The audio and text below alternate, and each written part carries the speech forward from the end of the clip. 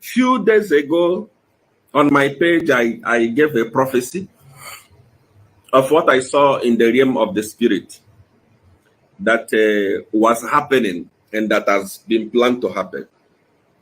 When I said President Hakainde Hichilema is going to rule Zambia for 10 years. And after that, Tasila Lungu is going to take over PF, rebrand it, and win and become a president. And many people say, hey, Seer has been bribed. Seer has been paid. Seer has been this, Seer has been that. Tasila Lungu has gone to meet Seer, and Seer is working with PF, and Seer is going to work with PF. And when I look at it, I laugh. Tasila Lungu did not come to meet me. I don't even know her. We don't talk anyway. And that's by the way. We don't have any business. And why are you UPND leaders so in a haste to accept people to join the party? Are they joining the party because the people that fought for the party have benefited? They have all come in now so that they can start eating from where they stopped. Why the people that... Good evening, Zambia. I hope everybody's doing fine. So today is going to be a very heated sort of discussion. We're going to be talking about a lot of things, especially some of the things that, CR1 did talk about. And we're also going to talk about the lower Zambezi National Park because there has been some sort of uproar because potentially there's going to be a mine. Okay, so a lot of people have been giving their opinions, and this is one of the reasons why I would love to find out from you. So you do see the topics that we have in the description, right? So those are the things that we're going to be talking about. As usual, invite everybody, share this screen, or rather share this live stream on your Facebook timeline and in 5 different Facebook groups that you belong to, because today's discussion is going to be a very important one. So we have a lot of things to talk about. Before you guys get cozy, kindly share this video, like the video right now, let everybody know, tag whoever you need to tag, because today is going to be a very heated discussion. So let us continue. In the meantime, continue sharing. Share on your Facebook page and in 5 different Facebook groups that you belong to. Hit the like button, like this video. Also tag about 5 different people that need to see this conversation. So here we go. That fought for the party are struggling.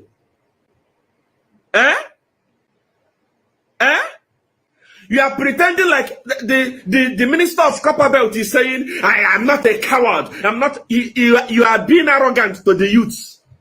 You are not a coward. How many truckload of police did you bring to welcome Rashida in your party? Why didn't you go and welcome her alone if you are not a coward? Don't be stupid, my brother. Be humble. Humble yourself. It was the youths that humbled the Galungu. They can humble you. You are nobody. All of you. Also, let us know where you are watching us from. I can see some people joining in from Sambala, and I can also see people joining in from the western part of Zambia, which is the western province, Lukulu district. So big shout out to everybody watching us. So let us know where you are joining in from. That have become arrogant now, working with PF people, working with PF criminals. You are nobody. People voted for UPND not because of you. They voted because of HH.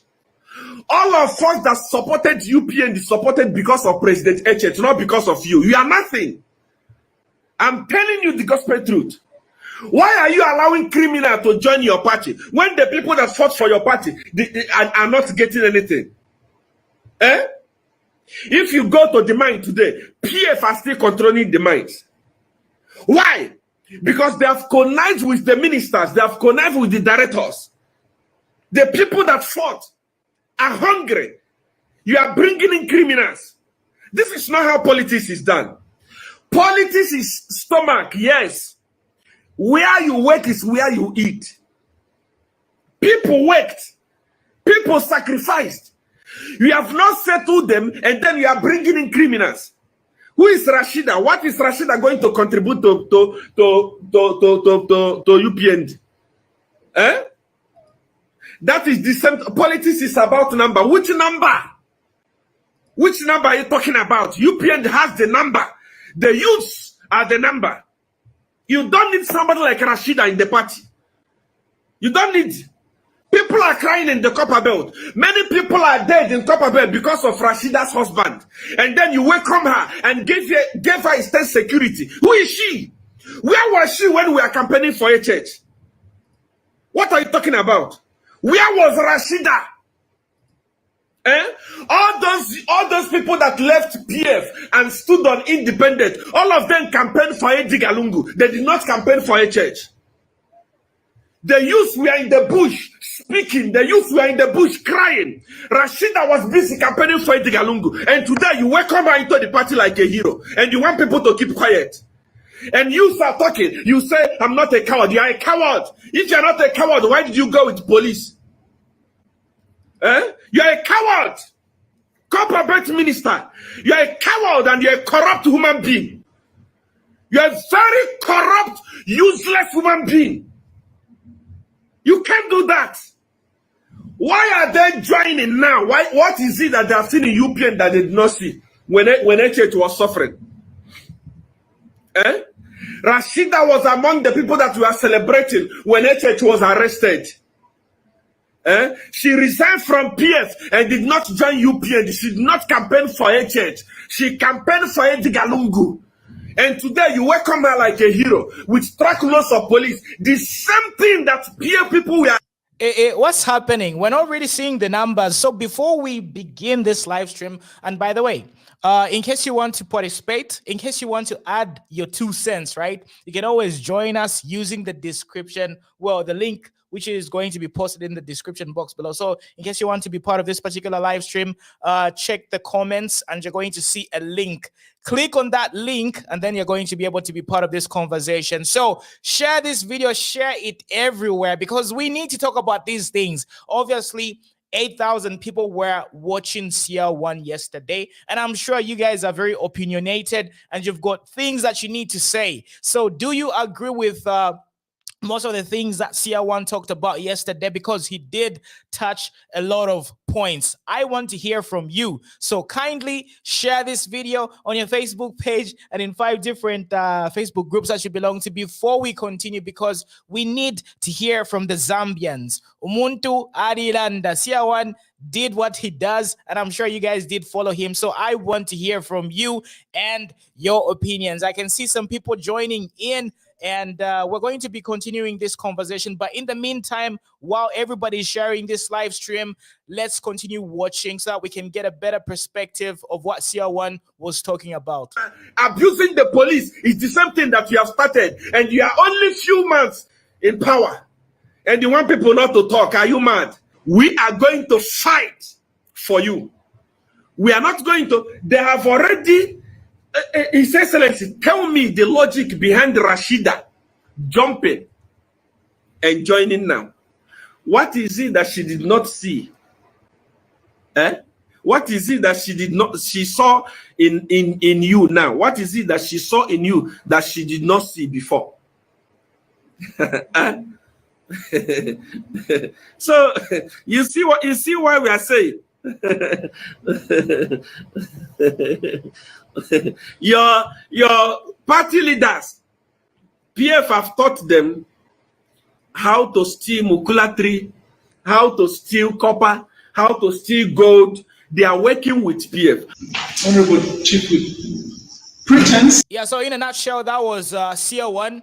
That was basically the theme of yesterday's live stream. He was talking about the PF defections to UPND. So do UPND sympathizers agree with Seer 1? So I want to see your comments in the comment section below. Do you agree with him? Do you think the former PF members are defecting to UPND because there is something to benefit. And what should the UPND do? Should they accept them, or they need to sort of safeguard their territory? So please let me know. Give me all your thoughts and contributions with regards to everything that Seer One talked about, and the people of Zambia are going to be able to read your comments. And right now we've got about 400 people watching us across various networks. So what we are going to be doing right now is we're going to be listening to Honorable Given Luvinda, who is the acting Patriotic Front president. In this particular video, right, he is scouting the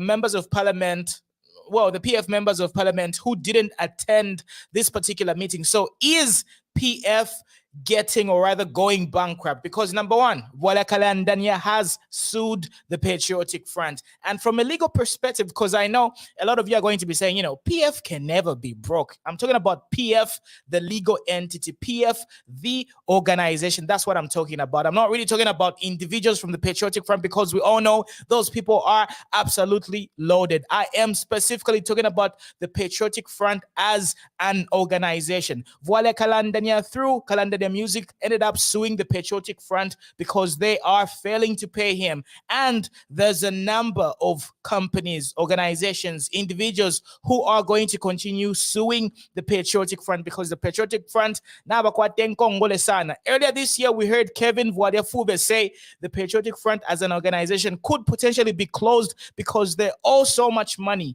They are owing a lot of people a lot of money. So is the Patriotic Front as an organization bankrupt? So please let me know in the comment section below. And then we're also going to talk about the lower Zambezi. Should mining continue happening in the lower Zambezi? And what are these specific conditions that they have given to this particular mine? So we are going to be talking about. Let me know. Give me all your thoughts and your opinions. Will not take us. So during this video, right, or rather during this meeting, only 15 PF members attended this particular function or meeting out of 60 MPs, because the Patriotic Front has got about 60 MPs. During this particular meeting, only 15 PF members attended this particular meeting. So what is going to happen? Do you think the Patriotic Front MPs are losing hope in the Patriotic Front? Perhaps they are having other motives, and this is one of the reasons why they are not motivated to attend each and every meeting. If so, what is this particular development going to, do to the Patriotic Front as the leading opposition political party in Zambia? The fact that the chief whip called all members of parliament to come to this meeting means all of them should have been here to come and stage manage this and try and show the people out there that all members of the Central Committee and all members of parliament are here. Who are you lying to? Yourselves.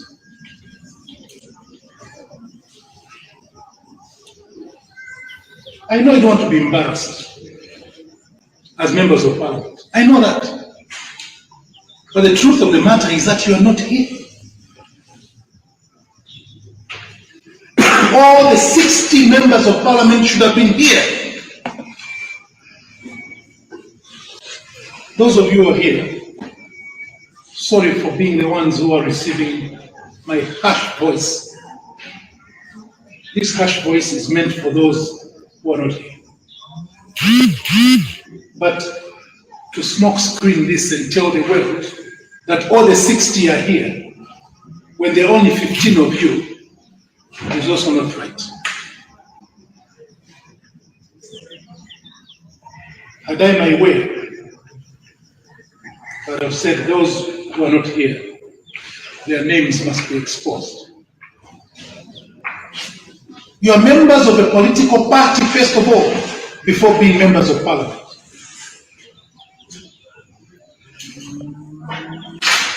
And to try and stage manage this and act as though really everybody is here is wrong.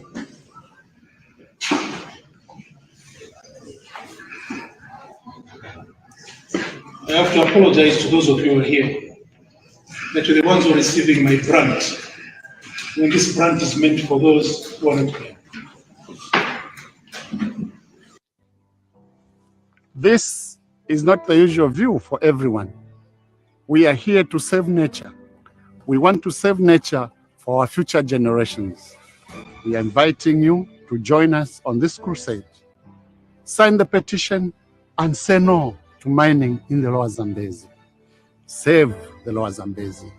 Lower Zambezi ni yatu.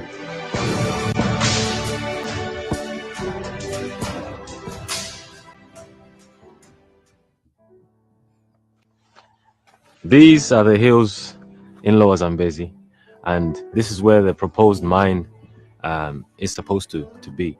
And I would love for you guys to join the movement to protect this place. It's such a beautiful place, definitely part of our identity as Zambians. And we encourage you guys to sign the petition and join this movement to save Zambezi. Zambezi ni yatu.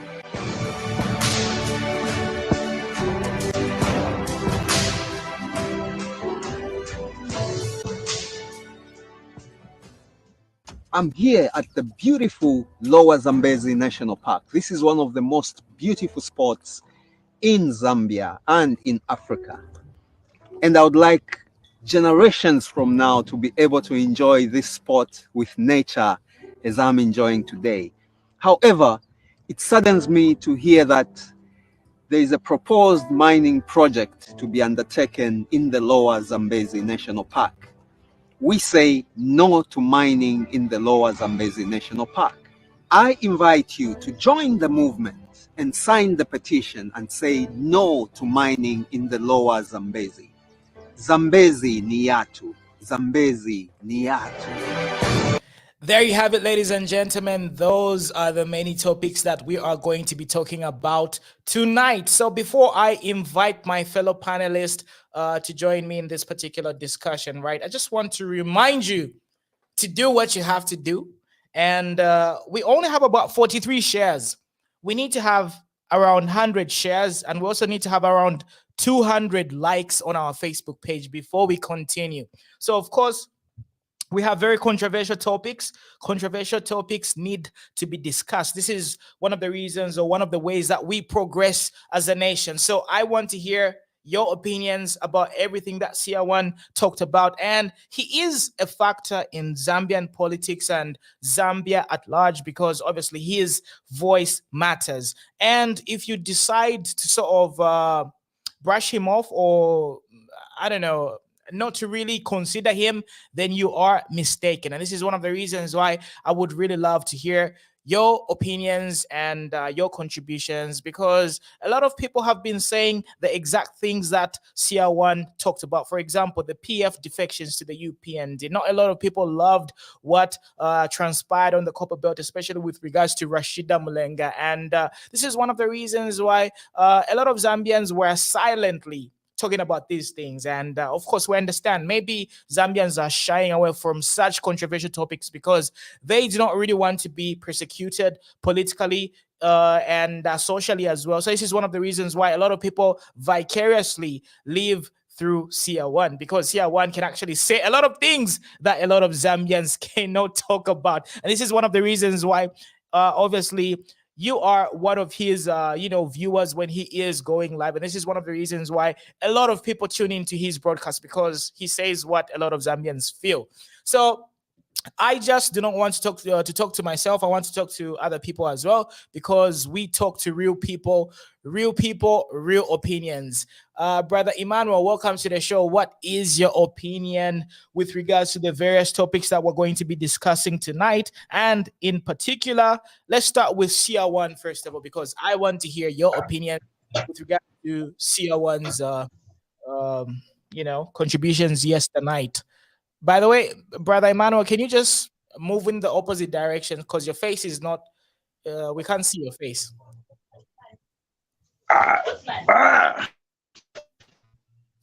All right. Is it okay there? Okay, now this is better. Yeah, now this is better. Okay. So, all right. Welcome to the show. How are you doing, sir? Thank Thank you so much. Very okay, and I've been missing you. How are you too? Oh, I'm very good. We've been having a lot of technical issues behind the scene. You know, these things do break down. And since I do everything, you know, I'm the technical guy, I'm the presenter, I write the scripts, I do pretty much everything. So some of these things, you know, sometimes you can be taken aback. And this is one of the reasons. But anyway, we're still here. We're here. That's the most important thing. Oh, yes. I'm happy that we are back, and I was really sad to see that gap. There was a vacuum. I could not believe it. I started even asking on the Facebook, what has happened? What is the contact for Muna? So that we try to find out. And no one replied apart from one person who said, it could be the issue of technicalities. Yeah, technical issues. Plus, in December, I was taking a break. I was on my vacation. But anyway, all right. Let's tackle tonight's topic. Okay. Yeah. I had the privilege to watch Seer 1, and I heard all that which he said.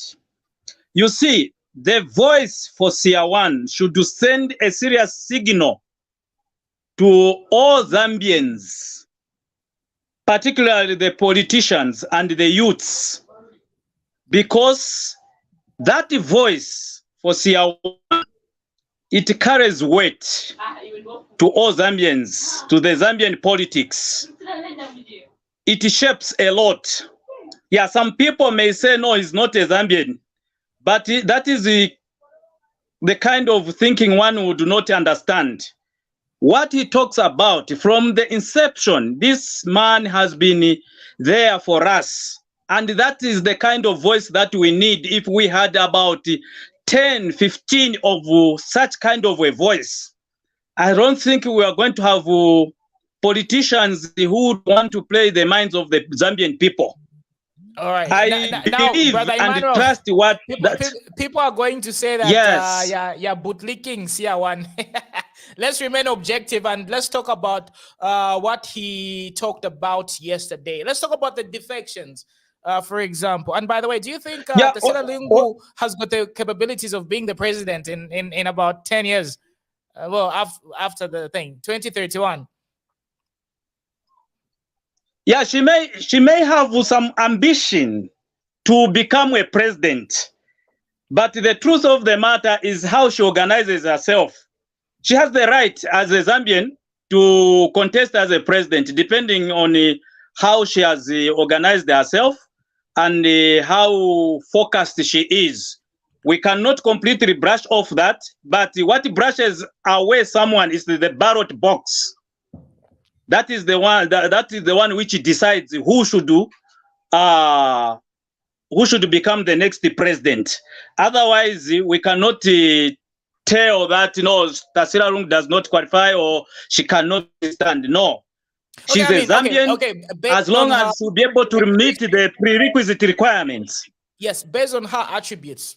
You know, like you've obviously seen Tasila Lungu and heard her do her thing, right? Do you think she's got the it factor, the wow factor, the Michael Chilufya wow factor? Do you think she has what it takes? So of course, I'm not here to decide whether she can or cannot, but I'm just saying, according to our Zambian political landscape and how we have been selecting presidents, because let's talk about President Hichilema, for example. President Hichilema is not really a person who's got the Michael Chilufya type of character when it comes to talking etc.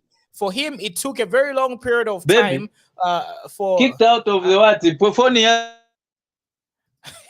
I think by Emmanuel didn't know that he was in the background. Yeah. So what I was saying is, for example, if you had to look at Michael Chilufya and President Hakainde Hichilema, right, in terms of the wow factor, very different people. So this is obviously one of the reasons why it took a very long period of time for the people of Zambia to adjust to the politics that President Hakainde Hichilema was practicing. But when it came to Michael Chilufya Sata had that thing that Chilufya had as well. You know, Frederick Chilufya, when he talks, people would listen, and he was a very pleasant person to listen to. And this is one of the reasons why probably this is one of the major contributions to the reasons why President Hakainde Hichilema took a longer period of time in order for the people of Zambia to finally accept him, because of that wow factor, that it factor, you know, that controversial type of attribute. But anyway, Brother Oscar is here, Brother Moses is here. So, Brother Moses, do you think Tasila Lungu could be the next president of Zambia in the next 6 or 10 years? Good evening. Good evening. Good evening. Thank you. Evening, panelist, Mr. Mpombo, brother. How are you? Hello, Yes, how are you? We're all good. Fine, thank you. It has been long. By God's grace, we meet again. All right. Okay. Brother Moses is having internet issues. Brother Oscar, your reactions, yesterday's live stream. Mr. Muna, thank you so much, and good evening, everyone. Good evening, the viewers. I think this time, you know that I'm not a good fan of Seer 1, but yeah, no, we're just going to talk about the points that he raised. Let's just talk about the points that he raised. I'm telling you, Mr. Muna, good evening. I repeat, all the viewers, thank you so much for this opportunity. I think the points that this gentleman raised, I did appreciate. He spoke very clearly, and he was right.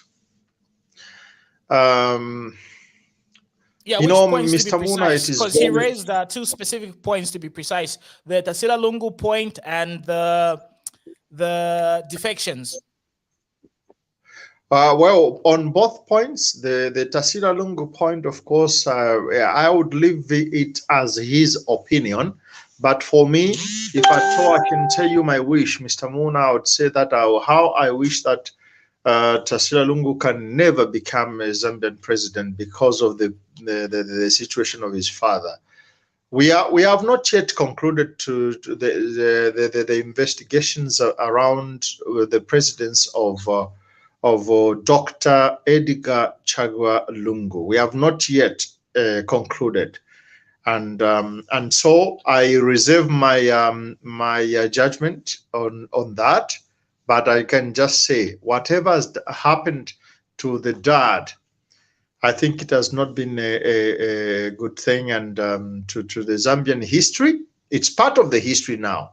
It's going to be in the history that under the governance of President Edgar Chagwa Lungu. But I don't really think that's fair, Brother Oscar, because what the father did is totally different with how he handled things. But remember, Mr. Muna, I know that you don't have a child, not yet, and so be careful. When you're going to have a child, be careful of your behavior, Mr. Muna, because our behavior has consequences. And if Zambia, as they say, it's a Christian nation, when you are a Christian nation, our behavior has consequences for the first, second, third, and fourth generation. And Tasila Lungu is just the second generation. So you can imagine. Right. Okay. I understand. But let's talk about her attributes as a politician. Her attributes as a politician now. If you look at her in 2022, of course, maybe in the future she's got a lot of room to grow and improve. All I can say, she's very young. She's a young girl.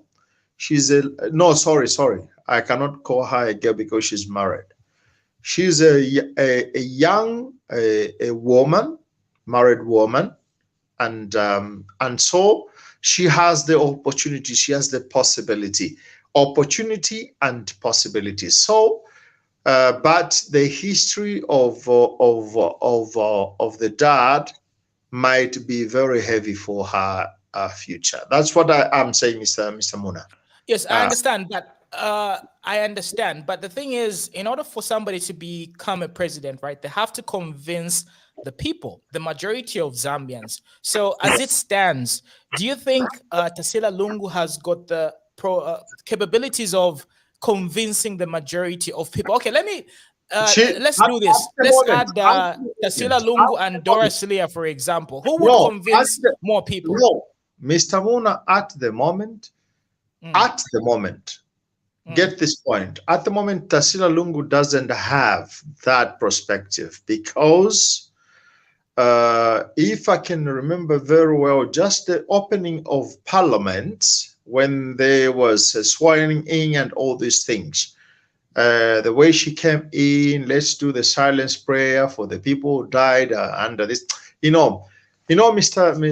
Muna, we need to be realistic and we need to be very, very straightforward with the Zambians.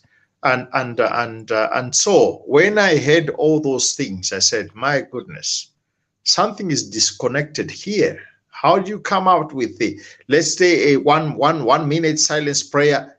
If you are going to be if you're going to be a future president, you should not, with your thoughts, become a dictator into Parliament.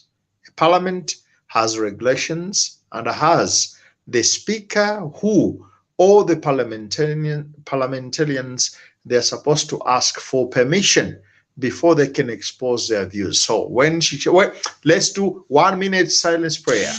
I said, my goodness, this is what I think we have noticed before, the so-called pride. This is a sign of pride. Now, Mr. Muna, it's not under me, it's not according to me so to judge who is capable and who is not capable. But I think she has the possibility because she's young. Just in that There's terms. always room for improvement, yeah. Yes, definitely, Mr. Man. She can because she is young. But if I can judge her just seeing of what has happened, what has transpired in these days, in these years, in these months, I would say that, well, probably she's not a good candidate for the future of a Zambian female president. Definitely. And of course, that's your opinion. And I'm sure our viewers have got their own opinions as well. And you have to always consider that time plays a role in terms of refining people. So according to my own personal analysis, if we had to have elections today, I mean, of course, at the current state of Tasila Lungu, I don't really think she would convince the majority of Zambians. Obviously, she needs to work on a lot of things because it's hard for me to relate with her. You know, it's hard for me to connect with her message and just her aura. You know, so but if you look at people like Michael Chilufya, right, Frederick Chiluva, very it's easy for them to connect with the majority of the people, with the crowd. They have that energy, you know, and it's very easy for the people to gravitate towards them. So with regards to Tasila Lungu, I don't know. For this, that's just my personal experience. I don't really connect with her like that.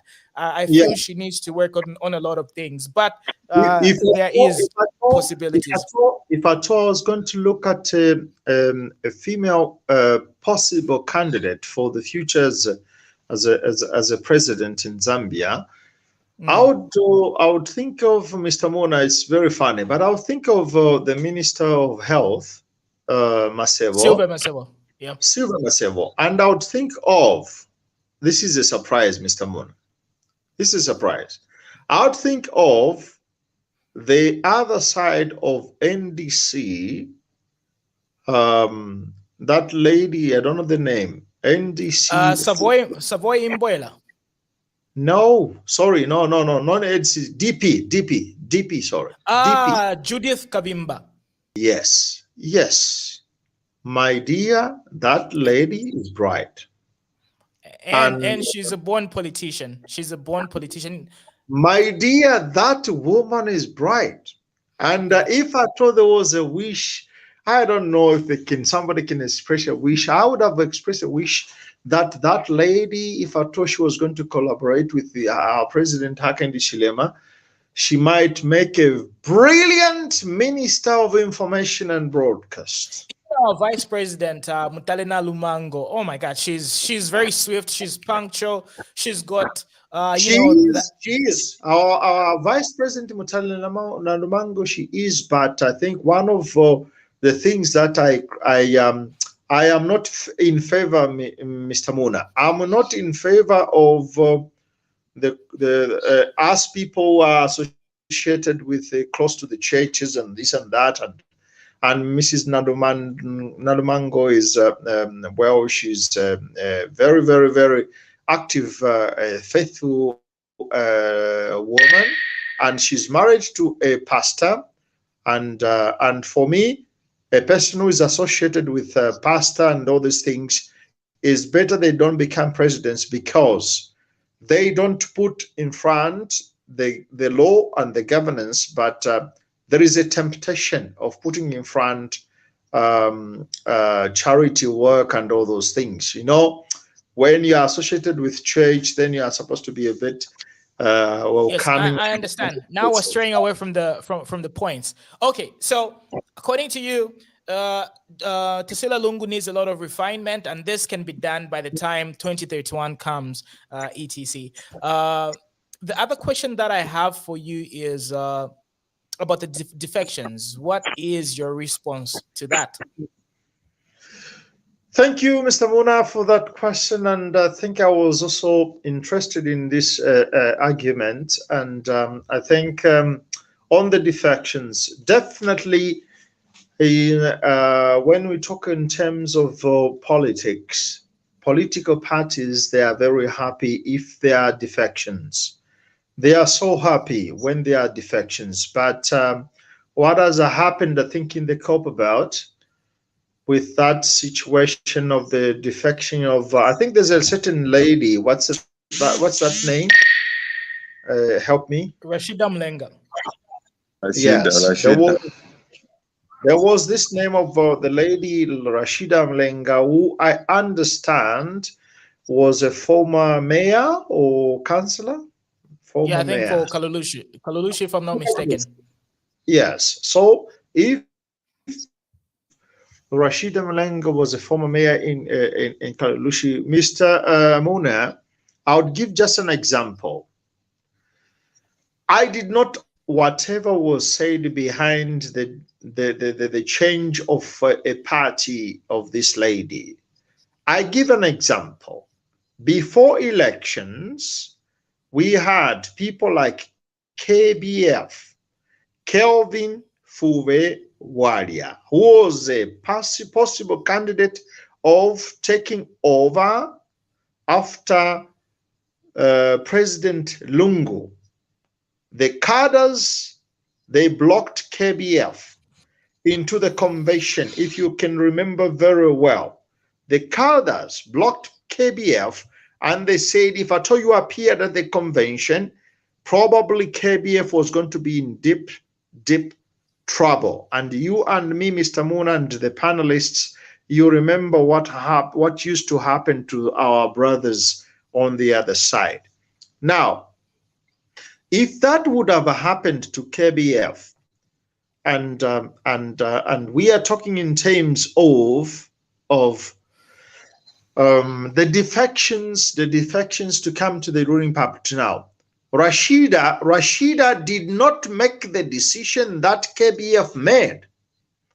Very strong, very courageous man. He changed the mind before the elections. This lady, Rashida, I don't know this lady. But brother Oscar, you've got a way of prolonging your point. You've got a way of prolonging your point. Okay, I want to be so let me go straight forward. My point is this, Mr. Mona. If at all Rashida had something positive to do with the UPND, she was going to do the defection before the elections, before the 12th of August. She did this after the 12th of August. Now, It is wrong. Nobody's going to justify her actions. The evidence. So when is the right time to start defecting? If I can put it that way, when is the right time to start defecting? Before there is an election. Like so now, post-elections, no defections, right? No, it can be, but they are not genuine. Get my point, Mr. Mona. The defections can come even post-elections, but I don't value those defections in so far or in comparison to those people who defect before the elections. Mr. Mona, you put yourself in a dangerous situation. Yes, I understand. So, okay. Think about a political party like the UPND, right? So you are saying that all defections should be done pre-elections, and post-elections is not supposed to be done because it's not a good look for the political party, right? But how do they get to survive for the next 5 years? And how do they get to do these things? What's the solution? They can survive, Mr. Mona. There are also genuine defections, which we cannot stop. Of course, life continues every day and now. And so there can be the continuing defections. There will be continuing defections in politics.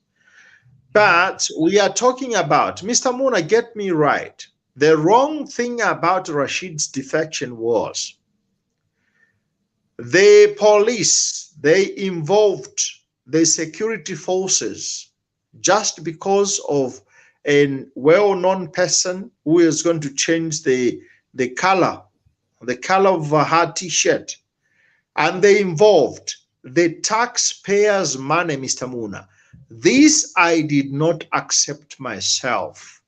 The police, the army around that defection were paid by you, Mr. Muna, and by me, and by my friend Moses, and by Moses. Moses paid for that. He was not there. I paid for that. I was not there. And yet there was this Rashid with 1,000 defectors, 1,000 who were in the PF and other political parties. Mr. Muna, if this is going to be the trend, I ask you a question to reflect. What is the difference if they involved police, the police in Miss or Mrs. Rashid defection? And what would happen if I'm going to defect, I want to join another party? Are they going to use the police, the government machinery, Mr. Mona? If they don't use, what is the explanation? This explanation, I'm not going to ask you. I would love our minister who worked very hard in the copper belt, the gentle minister, I know how hard he worked. But you cannot make this mistake. According to me, Mr. Muna, it is a mistake. I see. All right. Okay. Brother Moses, what do you think? Defections. Unmute yourself. Thank you. Yeah, on that defection, I think it's not on merit or credit. Me, I like going point to point. What he did, the minister, I respect that minister, and he worked very tiredly. He did his work at the best point to my side. Although me, I'm in Northwestern, I don't stay in Copper Belt, but I'm here to give him that he did the work accordingly. But what has come to happen, like on this defection, I can't support. It's totally something wrong. Let us do the right thing. Why I cannot support it, it is just like my friend Mr. Mpom was just alluded to. In some of the defection, they are merit defection and they are fake defection. That one is totally fake defection. Let us make a defection which is going to bring sanity, to build up the UPND. Those people have got vision to develop this country. Let us not just have defection to hide numbers which is rotten. No, we don't want people like that. So you're That saying is the my point. defection was it wasn't really a good defection because of the character of the person who Yeah. was joining and the timing, basically. So what would you Then- consider a good defection? Let's say, for example, Hamdu Duhaivi, if he defects to UPND, are you going to be happy? No, Why? I'm not going to be happy because I personally, I'm seeing Ivy Amdud to be maybe Yeah. the next coming president in the future. So let us not every man coming into UPND because today UPND is in power. No, we have got one Zambia, how are and they not going to only get new UPND members? as a party. So what's the criteria? Okay, let's say, for example, me. Okay, me as Nalula. If I want to Yeah. join, Yeah. can I join or what? Or after my elections, it's closed. Mr. Muna, I think let me get, please, Mr. Moses. I enter into this because I was so much touched. Mr. Moses, you are right, Yeah. gentlemen. Mr. Moses is right. If I want to defect, Mr. Muna, is it not enough for me to go to the UPND offices and present my requests of changing a political party, get the card? I'm issued with a card, and they start now fighting inside the UPND family until, if I have value, they are going to raise me. If I do not have value, they will appreciate that I'm a member, though I am not standing for no political position, Mr. Yes, Bona. but I'm sure she just joined. What we saw was, and by the way, viewers, I'm not for or against. We're just having a conversation here, and I'm also playing the devil's advocate. What happened is she obviously wrote to the party structures, the UPND as an organization, and she also got the card and she was accepted. That thing that we saw, the meeting, the event, was just sort of a welcoming ceremony. Okay, that's what we saw. But she doesn't have any position right now. Yeah, but are they going to do the welcoming ceremony Mona. when I'm going to join UPND, Mr. Mona? I ask you a question. If you pay, I guess you're going to pay for, if you pay for the police etc. Anyway, I don't know what I'm talking about. I'm just guessing here. Mr. Mona, Yes, in Brother this Moses. politics, let us use wisdom. It's not for me to go and mobilize people so that those people, when they defect, then I want to show up maybe to the president or some other people to see that, oh, I'm influential on doing that. No, let us do the right thing.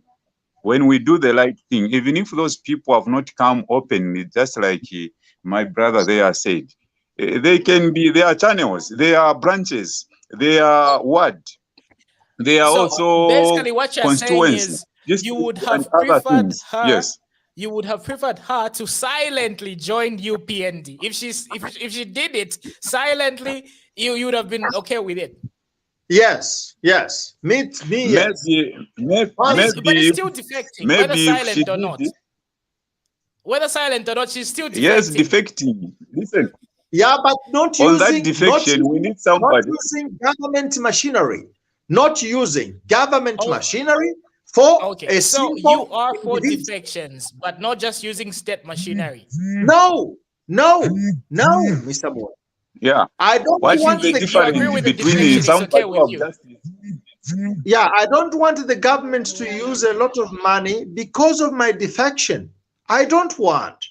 We are already about to pay a lot of money. Why should the government use the money for me?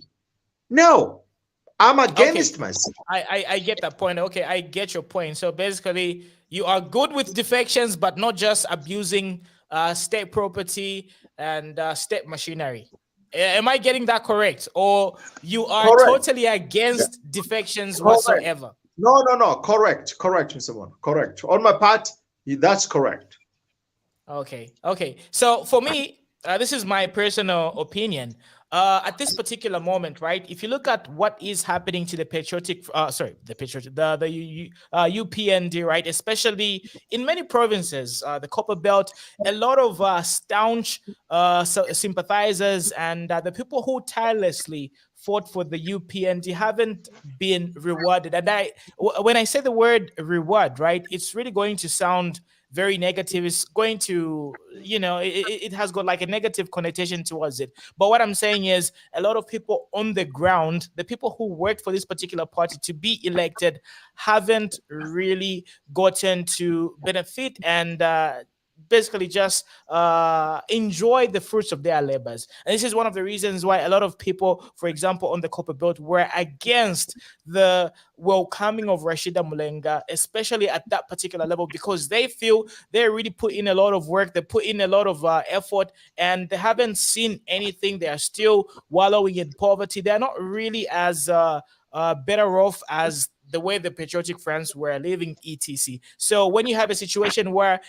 instead of taking care of your people first, instead of looking out for them and making sure that your own children that you currently have are satisfied, you end up bringing in more people. And of course, when you bring in more people, right, obviously the opportunities are going to dwindle. And we already know that Rashida Mulenga has got a lot of experience. She would obviously take more advantage of certain things in comparison to somebody who has just been a common member of the UPND, because she's got the machinery behind her. So this is one of the reasons why a lot of people on the Copper Belt didn't really find this particular development interesting, because they are thinking, what about us? We haven't seen anything. There's nothing that has been done, but why are you bringing in more people? First of all, take care of us, take care of the current structures. And when everybody, at least the majority of the structures and the members of those particular structures are satisfied, then you can invite more people over. Because at this particular moment, we have everything that it takes. We've got all the numbers, we've got,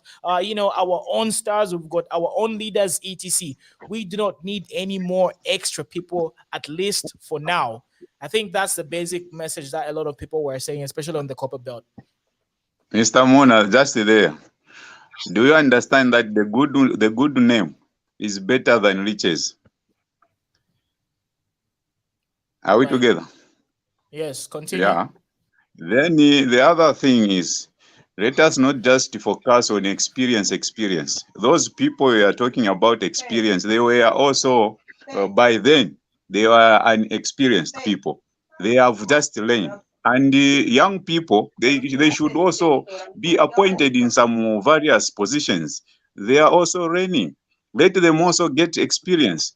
We cannot just rely making the same people who have enjoyed previously continue enjoying. No.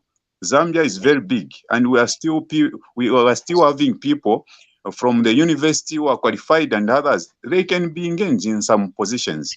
That's so let me rephrase the question. Do you think UPND, do you think they need these extra numbers?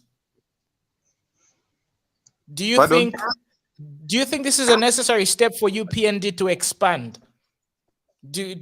Are these defections necessary in order for them to expand their territory, their influence, etc.? Especially to me, 6 months after elections. To me, I may say no. The best defection we need in UPND is to do the right thing, which the UPND Mighty Party, together with the president, promised the people of Zambia to deliver. When they deliver, there is nothing about looking for who is going to defect. No. Us people, we the people of Zambia, we will decide again to elect again the same president, maybe, if things is okay. That's what we want. Let us not rely on defection here and there. No. Some of this defection, they are just bringing rotten things in the party. Mr. Muna, please allow me to say also this. Right. I would like to quote a great president who was Mr. Michael Sata. Mr. Sata, I respected that president. Really Had he stayed for some years in Zambia, he was going to make a difference. Mr. Sata, in one of the interviews, he said, learned people are cowards. Do you remember that interview? Mr. Sata said, yes, we do. He said it very clear and straightforward. Learned people are cowards. Mr. Muna, I believe what Mr. Sata said, and it is true. Our lady, I am not going to say she's a coward, but she can make her own decision whether she is or not. But Mr. Muna, those young people who our corporate minister, Mr. Malambo, shouted at and said, you cannot scare me. I'm very strong. I am against that way of treating these young men. They might not have gone to school that like I have had an opportunity to go to school. But Mr. Muna, what angered me in the issue of our minister is to diminish those three young men who were UPND, who suffered, were insulted, were humbled, were beaten before the elections. What do you think is the motivation behind this defection? The motivation is comfort, Mr. Muna. It's comfortable now because UPND is going well, and especially President Hakainde Hichilema is being welcomed by a very high percentage of the Zambian people. Not only the Zambian people, Mr. Muna. This President Hakainde Hichilema very soon is going to be a model for the Southern African SADC countries. Not only SADC countries, we have seen the respect he has received in Dubai, the respect he received in United Kingdom, the respect he received in United States of America. These Brother gentlemen... Oscar, there you go again. There you go with prolonging the answer. So you said it's comfortable at this particular moment, right? And it's a good move for them. So do you know, for example, Honorable Rashida Mulenga's business, family ties, etc.? Do you have an idea? I understand the husband has had some political connections, and probably, you know, we are not just talking about the lady Rashid Mulenga, but we are talking about probably also the family. Mr. Muna, if at all you were involved in a political leadership in the past 7 years, that has offended many Zambians. This is my thought, and I hope even my friends like in the ex-luring party, how can I say, the PF, we should reason on that. People are so much touched. We are touched, Mr. Muna.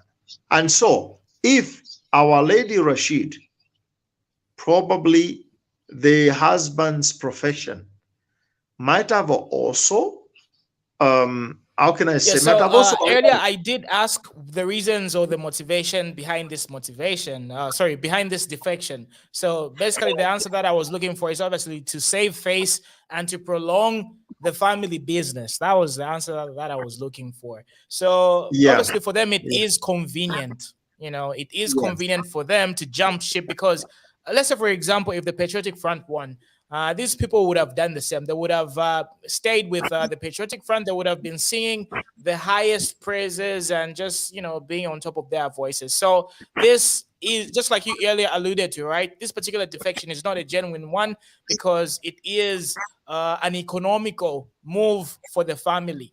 basically. Yeah, and it's comfortable. If you now slide with the UPND, probably you become a little bit comfortable. Mr. Muna, I come from Copperbelt. I am a Copala man. I'm a Copala man. And I have even heard the Jerabos. Those Jerabos, you know, Mr. Muna, Jerabos were affiliated. Yes, of course. Jerabos were affiliated with PF. Now, even the king of Jerabo has changed the color. He's wearing now UPND device. Do you understand? So basically, we didn't vote for any changes. You know, the same people who were ruling there, the same people who had all the perks, all the benefits, they defected, and it's still basically back to square one. They are still back to square one, and that is what the Zambians are complaining. Even the Copper Belt. I hope our president really can listen to this. It's dangerous. Well, why don't you think that the UPND, why didn't they have the privilege of just saying, no, we can't really accept this particular defection? Because Shaman Musonda almost performed the same stunt, but it was cut off. You know, the UPND members in Lusaka were very vigilant. They didn't allow Shaman Musonda to redefect to the UPND because she went to the Patriotic Front prior to the election. So obviously this time around, right, the Patriotic Front members are a little bit smarter because they saw what happened with Shaman Musonda, hence them using a lot of security etc. But my question is, why do you think the Patriotic Front, the UPND, sorry, on the Copper Belt especially, didn't just say no? No, we can't accept you. That's why people like me, I am coming out. That's why people like me, I'm a bit disappointed by what our minister in the Copper Belt, Mr. Malambo, the way he behaved. I am disappointed, and I would like to come out and say, no, it's not correct. When the minister gave an explanation that, no, we need members. Oscar, before you go on, my question is, why do you think the UPND, why didn't they deny her? In Lusaka, Shaman. No, not Shaman, Rashida Mulenga. Why do you think they accepted her? Because they knew that they could get a backlash. They have denied Rashida. They have denied Rashida because, Mr. Muna, you have already. No, she wasn't denied. She was accepted. They have complained. They have complained.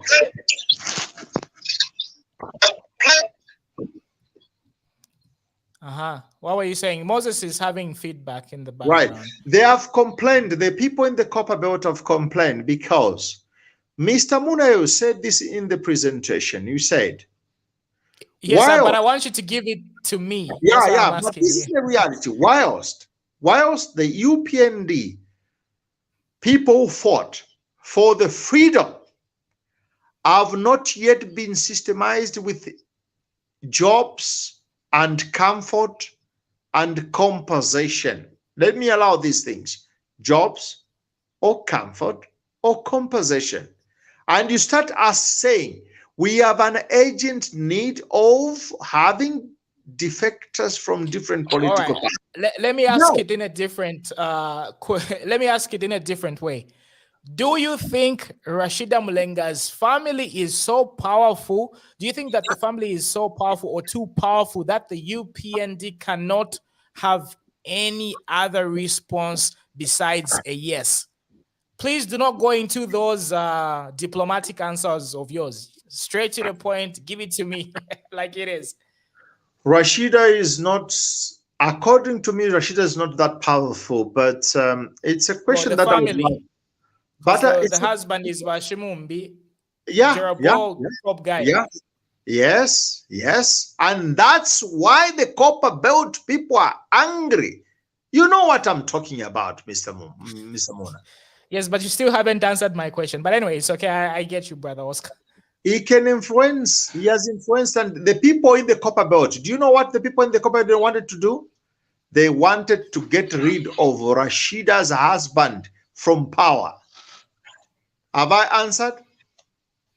You've answered Mumapinda. You like Amapinda sana, big man. When I ask a question, I just want yes or no, la la la la. Not Amapinda futhi namba tonka yamanje. Kopala people wanted to Let get me rid answer of there. him as a husband from power, because those people has been in power for the past 10 years. The Kopala people, they want some new faces into power. That is the problem. Thanks, Brother Oscar. Brother Moses, why do you think the UPND, especially on the Copper Belt, had no other option but to accept Rashida Mulenga's defection? Not the UPND, to be specific. I think this is in connection with the Minister of Copper Belt. There might be some other connection with the Rashida Mulenga and so on. It's not the UPND. Remove the word UPND, put it to be personal to the minister. No, but the whole organization obviously is involved as well. I mean, whether it's one person who invited her, but if these defections are solidified by the UPND, then it is the entire organization. Yeah, you get my point. Yeah, but anyway, go on with your point. Go on with your point. Yeah, that's my point, because when you say the UPND, I don't think, if we may ask maybe the but my question, listen to my question. My question is, why do you think they had no other option but to say yes? That's my question. No, there are options, but it depends, because the minister is the boss there. If the minister had connection with these people, then what can they do, these people who are juniors? Nothing. I mean, but they can always revert. I mean, if President Hichilema got wind of that and he noticed that the people of the Copper Belt are totally against it, they can easily revert that decision. Easily. Who can revert the decision, Mr. Mona? Who? For example, President Hichilema can just say, no, we do not want, cancel this defection. No, and it's done. President Hichilema is a very smart president. He cannot go and hinder into the affairs regarding Kalulushi or Copper Belt. Our president is very smart. So you're saying he doesn't have a say on who joins or who is allowed to join? He has a say. He has a say. I'm telling you, and he's going to say it. I hope he can say it publicly, but I don't think he's going to say it publicly. But secretly, our president will tell our minister, hardworking minister in the Copper Belt, to say, I think it was not very correct what you did, what we did. Because I repeat, Mr. Muna, when I'm going to defect, are we going to have those police around my defection? Question. I'm asking this question to the Zambians. Mweba kukalulushi mwena mwewa le imbaba na mayo mwebe mbaba ba UPND kukopala. Mwebe ba mwale imba mwale njasukati yo yawe our minister, we love our minister, we have our minister. Question is this. In England, said defect. Are you going to call the police to guard my defection? Question. That's why just there, Mr. Mpombo, we are saying this was a planned move. There is no defection which I've seen surrounded by the security forces of this country. No. Let us be prudent. Okay. Yeah, and clear on. So what basically happened is the powers that be did go against the wish of the majority of Zambians, especially on the Copper Belt, because clearly the Copper Belt people weren't for this particular move, but they decided to go against the wish of the majority of Zambians, and that's why they ended up using step machinery, etc. But the point is, why is this happening? Why isn't there any other outcome of, rather, why didn't they just say no and just forget about this? I think that's the main point here. On that point, Mr. Muna, it's very. Okay, Brother Moses is freezing. So according to I would love Valekem Basela, on that question. On that question, yes. I would love maybe one of the people from the Copper Belt to answer that. I personally have done this observation, but I also give respect to our friends, the youth, and especially those the cadres who are following the UPND in the Copper Belt. I would love Mr. Muna to have their answer. How come, if in Lusaka they stopped a woman from joining UPND, why did the people in the Copper Belt, especially from Kalushi, allow Rashida to come in? Question mark. I think the answer is already right in front of our screens. For example, Mbasela says she joined because the husband is a Jarabo. She only wants business for the husband and other Jarabos to work for them. The reason, or rather one of the biggest reasons why there wasn't going to be any other response besides a yes is because the Jarabos are a very powerful unit on the Copper Belt. The Jarabos are too powerful. If they are too powerful, why isn't the higher structures or the powers that be, why aren't they intervening? Why aren't they sort of interfering in this particular scenario from happening? Because it's clear that there is obviously going against the will of the majority of Zambians. If that is the case, then there obviously needs to be more security. If the UPND and the Copper Belt, or rather the whole entire UPND says no, then that has to be a no. And if there's any other sort of backlash, there has to be security. The UPND should be protected, etc. Because what we are trying, or rather what we are finding out is these people didn't have any other option but to say yes. If they didn't say yes, I don't know, maybe the Jarabos would have caused chaos. I think that's the simplest explanation that I can give without being too diplomatic. The Jarabos are too powerful, so you cannot say no to them. Maybe, Mr. Muna, you might be right.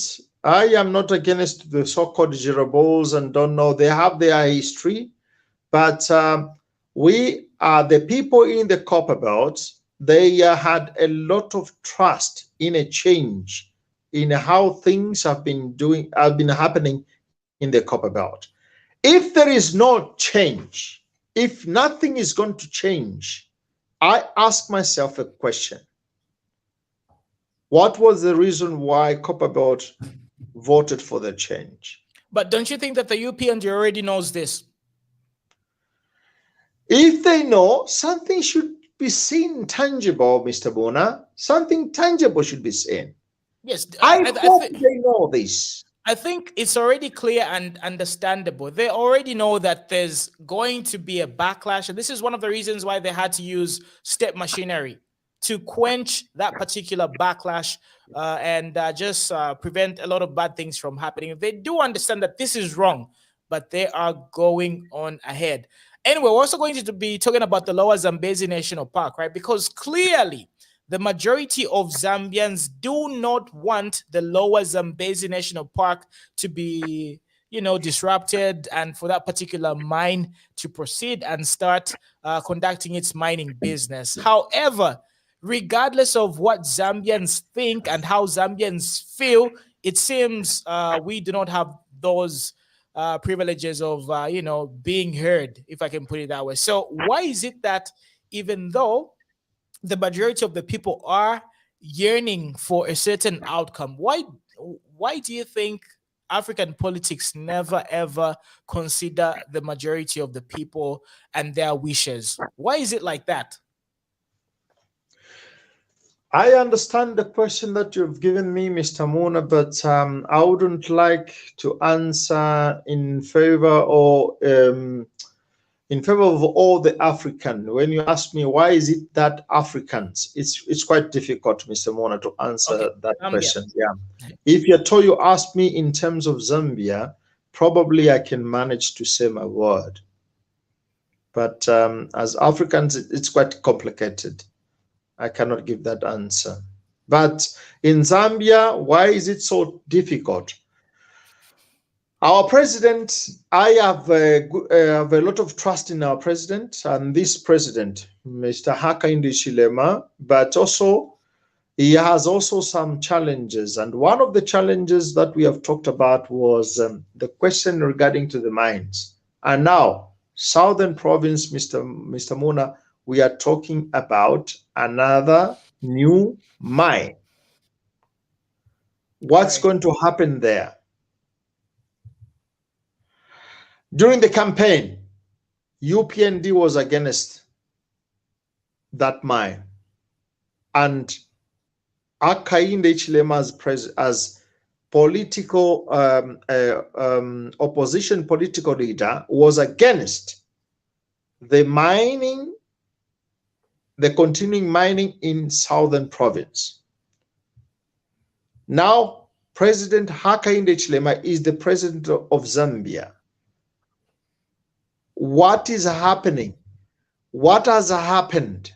What is going to happen? Do you think he couldn't do anything to reverse this particular decision? Because, you know, sometimes when things are already in the process, it's hard to stop them when the process is already done. Do you think he's obviously even getting surprised himself that this particular contract or jurisdictions have been given? Do you think it's too late for him to do anything about it, even though he was against it during opposition? It's not too late because his power is over the power of the attorney of any judge. So it's not too late. According to me, Mr. Muna, it's not too late. It remains a question mark for me. Was President Hakainde Hichilema telling the Zambians the truth when he said, and I quote, Mr. Muna, let me quote this one, it's very important. He said, on the 1st of November 2019, the Lower Zambezi National Park is a national asset. So anyone who sells what does not belong to him is a thief. End quote. This is our president, Hakainde Hichilema. By then, he was a leader of the opposition party. I repeat, the Lower Zambezi National Park is a national asset. Anyone who sells what does not belong to him is a thief. How can we explain to the Zambians today about this decision of giving a possibility to go on with the mining in the Lower Zambezi, Mr. Muna? That really it's painful. It's painful to me. And my answer is no, Mr. President, no to the mining for at least in this moment. I don't know what will happen in the future, but in this moment. But I think it's too late. It's too late. Nothing can be done about it. This particular notion has already been passed, and we can't really revert it. It's small. It's the same with Forest 27. Gary Nkombo did give us a very good speech. We really believed in that particular speech, and we knew that, okay, this man, he's about his business. When he says something, it has to come to fruition. But it's already been more than 30 days. The 30-day ultimatum has obviously collapsed, and nothing has happened.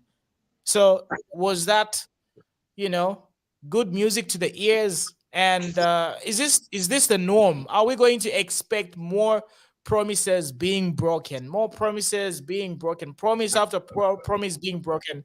Is this what we're going to expect? I hope, Mr. Muna, it's going to be the trend. I hope this trend cannot continue. And I hope our president, according to me, Mr. Muna, he has the authority to rescind this court decision. Otherwise, Mr. Muna, I am going to be one of the first people who will stand with the Zambian people and ask for the people from the southern province to go out and start protesting in the streets. I come from the Copper Belt, Mr. Mona. I know what the people who govern the Copper Belt, the KCM, the ZCCM, and all those mines, I don't know the names, all give them the names. Apart from David Kenneth Kaunda, whoever came back, states and towns like Wusakili, Chamboli, Miseshi, Kalulushi, Chingola, they have been neglected now. No street lights, no good roads, no painted houses. When I was a kid, I was a son of a miner. In our homes, these things were being done. Streets were constructed. Road lights were being put in places. Nurseries were put in places. And nowadays, nothing of that sort. So, I will never want our brothers and sisters in Southern Province to undergo what we have undergone ourselves in Kitwe, Usakili, Chamboli, Miseshi, and Kana East. We are neglected. We are neglected. Though these guys with the mines, they go with the billions outside. We are left with nothing, Mr. Muna. Nothing. Mweba kuchamboli, mweba kubusakile, landeniko, ngepo muliapa. Right. So do you think Zambia is going to benefit from this particular development, the open pit mining project? Zambia will never benefit. Only the foreigners are going to benefit. Why? Foreigners. Why? Because in the mine in the Copper Belt in Kitwe, KCM, Bachambolina Babusakile, do they benefit, Master Muna? I answer you, they don't benefit. Why don't they benefit? Ask KCM, not me, please. Thank you. Okay, one of the reasons why we can't benefit, for example, is the mining royalty tax, which has been removed. Those are certain things that can help us earn money besides the copper and the other minerals that we are selling. So we cannot really benefit and get the most out of our mines because we're always getting the shorter end of the stick. The reason why we're always getting the shorter end of the stick is because of the policies that we have. For example, the mineral royalty tax that was exempted or rather removed. How are you going to benefit the most from your mines? Because you are mostly giving incentives and higher profits to the foreigners who are mining these particular minerals. So this is one of the reasons why, even though we can give we can open this new pit, right? We're not really going to be benefiting anything as Zambians. And moreover, we're only going to destroy the environment. We're only going to be destroying our society even more. So regardless of us not even benefiting from the mineral resources due to the fact that we do not really maximize our profits and our earnings, right? Because, for example, mining royalty tax is exempted, we are further degrading our environment. So we are losing 3 times or even twice. Number one, our profits, we don't get that much. Our royalties, tabali pira, and then you're also destroying your environment. You're destroying your ecosystem. The rivers supply a lot of water to a lot of different communities. That is obviously going to be disrupted as well. So besides us losing money, we are destroying our environments. When we destroy our environment, we're definitely not going to even be able to survive. So from all angles, Zambia loses heavily. That's what I would say. Brother Jason, welcome to the show.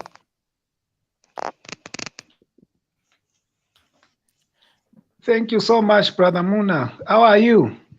I'm very good, and how are you? Your contributions? Yeah, thank you so much. Good to see you, Brother Oscar. Thank you so much, Jason. How are you? Good evening, my brother. Yeah, evening to you. I'm doing fine. I'm doing great. No, maybe let me just follow up on the question that you posed to Brother Oscar on the issue of why is it that most African leaders, they don't want to listen to majorities' viewpoints, and especially when it comes to the local, actually. The reason is so simple. We've been talking about this. There is no patriotism in African political leaders. That's the straight answer that I can give. I may help maybe the public, the general public, what we mean when we say one has to be patriotic. You know, as a patriot, you should be able to love and be able to defend your own country. But if we look at the manner our leaders are handling the situation, have been handling situations, you know, there is nothing like they do care. And one of the indications that we can see that can show that these guys, they don't care at all. You can see even this so-called the mining that we hear they would want to open, they don't care whatsoever, because they know that even if they start mining, they are going to start making investment overseas. They don't value their nation or whatever, their national basket. So that is the simple reason why most African leaders, they don't come in order to help people when they assume those offices, when they assume those powers. Because we've been campaigning, there are a lot of campaigning, Brother Muna, there are a lot of celebrities actually who are engaged in campaigning against mining in the Zambezi National Park. But look at what they have done. They have still decided to go ahead. The reason is they don't care at all. That's what I can say. That's how I can answer this question. Right, why do they forget when they reach offices? Because now, Apa, we've seen former Ambassador Mwamba being very, very vocal and being very reasonable, because he's been relegated and he's now part of the opposition. But during their tenure, everybody forgets about these things. Is it because money is too sweet? People become too reluctant. Yeah. How I can say that, you know, it's not that they even forget. Because if they forget, they cannot come up with those machineries that they come up in order to shut people's mouth up.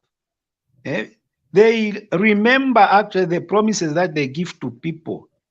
So now what is on the play is there is too much papacy amongst the African leaders and African politicians. You know, we have a group actually, I don't know if it is a clique of people who are like, you know, they are Wazungu worshippers, so to say, that's what I can say. If a Muzungu comes to say anything, they have no guts whatsoever, like the likes of Paul Kagame. That's why I've been talking about this man, despite him being autocratic. You know, he's one man actually who even mentored the late Pombe John Magufuli. He learned something from him. You know, and if you look at Rwanda this time around, it is self-sustaining economically. Now, when you have people who don't really love their future generations to come, their children's children, this is what happens. They begin to oppose because they have lost power. Emmanuel Mwamba is able to... Yes, Brother Muna. Brother Jason, you raised very good points with regards to Rwanda and you know, Tanzania before Magufuli left us. So do you think, well, because if you look at the reputation that Paul Kagame has in Africa, right, he's considered not to be very democratic. You know, of course, people can debate this particular point, right? But if you look at the way Paul Kagame has been ruling Rwanda, right, it's similar to the way China has been run as well under, you know, the Communist Party under Xi Jinping right now. So do you think democracy, do you think we are taken advantage of because of democracy at times? Yeah, Brother Muna, you know, somehow democracy, in my own viewpoint, it is something that has come up with a lot of lacunas in most African countries. You know, democracy is something good to advanced nations like the USA. It is something good. It works for them. But if you look at African, you know, if you give a privilege to somebody without integrity, you know, it becomes a very, very big mess. Because if you give a privilege actually to somebody to gain momentum, to be able to exploit others, it is dangerous. So on one hand, we can say that democracy is something good because people are able to raise their voices to say, no, this is not good. This is not right. But on the other hand, again, the people actually who are in leadership in the name of democracy, you know, there is too much abuse of this democracy actually. So the problem is democracy has been given to people who are unable to handle this democracy because everyone is free. Because when we talk of democracy, in inverted commas, it means freedom to a layman, freedom to do anything. But that's not the way it's supposed to be. That's no wonder if you look at the likes of the Xi Jinping, the likes of Paul Kagame, they have looked at a scenario actually to say, how would I be able to handle power to people whom I know they are going to disadvantage the majority of the people? So if democracy is actually depriving the majority, then we can call that democracy something bad. That's what I can say, Brother Muna. Understood. So getting back to the Lower Zambezi National Park, right? What would have been your ideal expectations on this particular development? What would you have expected the government to do or react? Yeah, my expectation actually on this one, the government was supposed just to halt this proposal. They are supposed to stop this proposal. Because if we talk of the green economy and the like, you know, it is actually contradicting on the policies actually which they have come up with this ministry. Which is better, stopping the charcoal burners and allowing the miners, for that matter, an open pit mine. Do you know how much, Brother Muna, it will cost our environmental position, especially on a lot of things? Because Lower Zambezi River, it is a home to a lot of faunas and floras. It is home to a lot of animals. Now, if they start mining in that area, then it will mean we are going to have a loss of a lot of species. We are going to have a disturbance actually of water tributaries, because Lower Zambezi River is one. In fact, is one of the places. Let me not just say is one of the places. It is a place actually which is a source of Kariba Dam. Now, if Lower Zambezi River has never been disturbed and we've been having erratic shortage of water on Kariba Dam, now what more if they are going to go ahead with the mining? So we need to look at this issue and this idea in the long term. What will be the effect of mining on the Lower Zambezi River? What will be the negative effect? That's what they should look at. Because this mining, it is not something that is going to be sustaining for too long. It will be something they will mine, and in the end, they are going to leave those pits. They are going to leave those pits.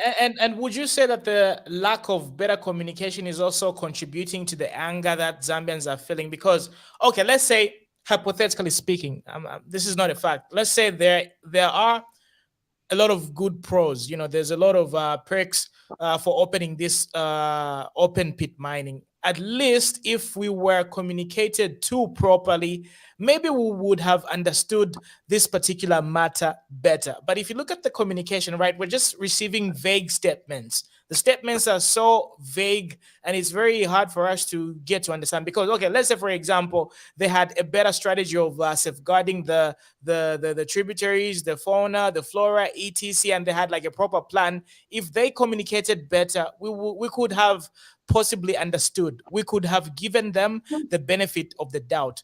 But here, communication is so poor. We don't even know what's happening, and there is just misinformation. Mr. Muna. Yes. Mr. Jason, allow me to enter into this. I know you are on the platform, but Mr. You can go ahead. Muna, You can go ahead. Mr. Muna, please look at what the miners have left us in Chamboli, Usakile, Ndeke, Miseshi, Nkana East. Mr. Muna, this is not a fairy tale. This is serious business. These people, they make billions, Mr. Muna, billions. And when they leave the Chamboli, Usakile, with those fatiscent homes, a home where there is a husband and a wife, and just one room, one kitchen, and a common toilet, a public toilet, up to now in a mining area which produces billions of dollars. So no one this time is going to convince me that mining in the southern province is going to bring, what can you say? If it's going to bring production or development. No one is going to convince me this, unless, first of all, Mr. President, Mr. Hakainde Hichilema, bring development to Busakile. Bring down those fatiscent rooms, one-bedroom houses for miners. Bring them down. Build palaces for the miners. If mines really benefit the citizens of Zambia, otherwise, I am personally tired to sustain this situation. Please. Brother Oscar, what if this was one of the conditionalities of the IMF package? What would you say if the naysayers would say, aha, this was one of the stipulated things in the IMF deal? Then President Hakainde Hichilema is not going to go for the second term in elections. But you haven't answered my question. No, yeah. I've answered you. If this is one of, if this was one of the package, if this was one of the package, I'm telling you, Mr. Muna, it seems as if I was joking when I said, let me play a part of the opposition party, because I would like to be with the people of Zambia. I don't want to be with Hakainde Hichilema. He's a billionaire. Hakainde Hichilema is already a millionaire. He doesn't need my support. The people who need my support are the ordinary Zambian people. Now, if these people are going to show that they have been playing games on us, definitely, I'm telling you, Mr. Muna, UPND cannot go further than 220. The Zambian people, they are the best opposition party. It's not PF. It's not UPP. It's not Tasila Lungu. It's not Chela Tukuta. No, the opposition party is the Zambia, the people of Zambia. All right. Talk. Thanks, brother Oscar. Thank you. Thank you. Brother Jason, what would your response be? What if part of the conditions was in order to get that IMF package, you have to, consider this? Because I believe the people who are trying to open the open pit mine in the lower Zambezi, these are very well connected individuals. It's easy for them to lobby for these things to happen. So what would you say, Brother Jason? I don't know. Brother Muna, that's why when you enter in decision-making positions, it is important even to take a no for an answer. You take a no for an answer. But if you take no for an answer, then sanctions follow you and other things happen. Let's say, for example, we defaulted on our loans, right? There's obviously going to be other consequences. Our credit, our reputation on the international markets is going to be affected. Some of these things, a lot of these lawmakers have got no other option but to say yes, because they are in positions where they can't do anything about it. And that's just me playing the devil's advocate. So what do you do as a lawmaker if you are this president who even knows the repercussions and the consequences of opening an open pit mine in a very strategic location where, for example, the lower Zambezi emerges? You already know the consequences and you already talked about this while in opposition, but your hands are tied. You can't do anything about it because the powers that be are smarter and outsmarting you. What would be your response? Brother Jason?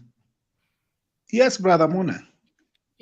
Yes, what would you respond to that? Because, maybe sometimes we might just be talking because we're not in those positions. And of course, as much as you've got your moral ethics and your beliefs and you want to improve the situation and conditions in Zambia, what do you do when your hands are tied and due to the fact that Zambia is in a deep mess, we're in deep trouble, we are in this particular hole, you don't have any other option? What do you do as a leader? How can you turn around the situation? So can we say, Brother Muna, that borrowing actually is not good? Is not good. And especially if we look at these cumulative borrowings, which even pushed the new Dawn government to resort to more lending to IMF to say, let us go and get some monies. That's why, so at times it is important just to tie your hand to say, no, let me give up on certain things, so that I may suffer for a year, and in the coming year I'll be better off. Now, if you are not that kind of a person who would say, let me forego these things for a certain period of time, I suffer the consequences, then at the end of the day, we are going to tighten the boats so that at the end of the day, we'll be better off. Now, we are having a situation in Africa where we always want to maintain standards when we know that things are not okay, but still more, we just want to do certain things in order to impress people. Yeah? If you remember, in the time of Mwanawasa, there were certain things that he made to say, we are going to tighten our belts. Let us do this and that. And I'm sure in Zambia, there are a lot of revenue ventures which the government don't even talk about. If we talk of the toll gate revenue collection, because I assume as a businessman that revenue that comes from the toll gate, it can even be 10 times better than ZRA. Are you getting that, Brother Mona? Right. Hello?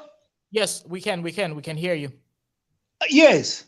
So before they could resort to IMF, they should have looked at the local revenue ventures that we have.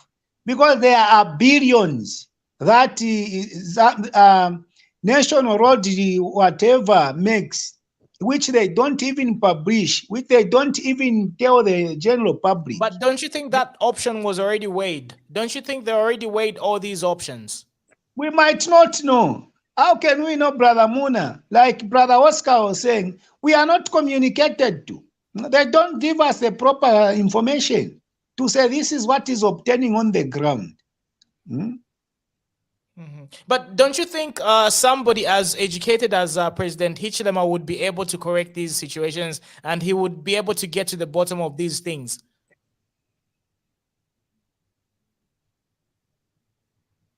There could be, there could be advisors who are advising the president on how the national financial issues are going to be handled. But when we look at certain remittances that the government is making, that's where a lot of doubts are coming from the general public. Because really, if there are people who are trying to inform, who are trying to mentor the president to say, we need to go this direction, certain things they have to put them on hold to say, okay, since you have proposed this, let us wait. We try this other option. They should not just agree to any suggestion. They should not just agree to any proposal which comes on their way in order to get that quick finances. Right, but the thing is, we already defaulted and we ran out of time. So obviously, they didn't have enough time to come up with all those quick solutions, because we already defaulted and we didn't have a lot of time to get these things done. So this is one of the reasons why, like I'm saying, I'm playing the devil's advocate, right? They found that if and they couldn't do anything about it. And and if you look at the way the government works, right? It's a lot of moving pieces. There's a lot of moving joints as well. Of course, even though I'm Nalula and I've got these amazing ideas, it's hard to do this from an individual perspective, or rather as an individual. This is one of the reasons why we need to have a very good collection of people. It's not just about one person. It's about the whole entire different organizations that run in the government. For example, you did talk about the revenue collections, right? And all these remitting bodies and all these revenue collecting points. So it's about collaborating with all these different moving pieces and making sure we are efficient. Otherwise, we're just going to be hearing these amazing proclamations during opposition, and then when people are given the opportunity, it's another story. So now, Brother Munada, my question could be, if we keep on running for this quick financing, do you think we are going to get out of the defaulting circles as a country? Because if we say, let us keep on borrowing, even at home, if you just resort to borrowing each and every time without coming up with a lasting solution to say, are we going to come out of this cycle of borrowing? Because if you look at the way Zambia runs its economy, we don't have a lot of manufacturing ventures. So what should the government have done? If they are saying we are going to get this IMF, and as we got this IMF, we are going to start rebuilding on how we are going to be self-sustaining as a country. But look at, but I wonder if the government is thinking on those runs, looking at the quick allowance of the opening of this mining to Lower Zambezi, of which I know they are going to be given to the foreigners. If the government can say, okay, let us get these finances, and as we open this mine, it is not going to be run by any investor whatsoever. The government is going to finance this mining out of the IMF. And whatever monies they'll be making, it will be going to crowd back into the economy. But what if that can't happen, because it's one of the stipulations and the conditionalities of these relief packages we were getting? You see, this is where the headache is.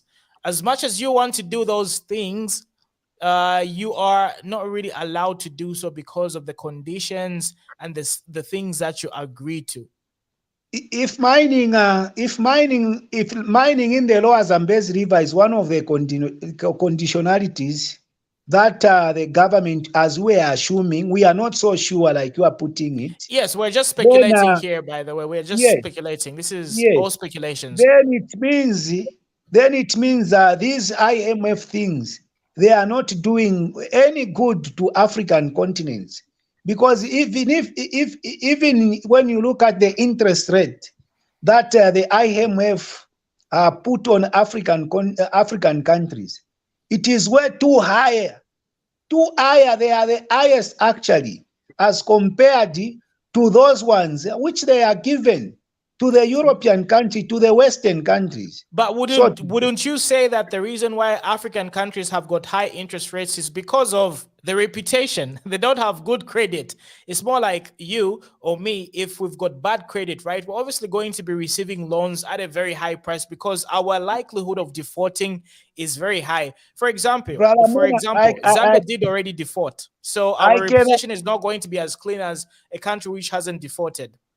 I can agree to disagree, Brother Munanura. These guys, it's not that they are giving higher interest rate to African countries or because maybe we are bad creditors and the like.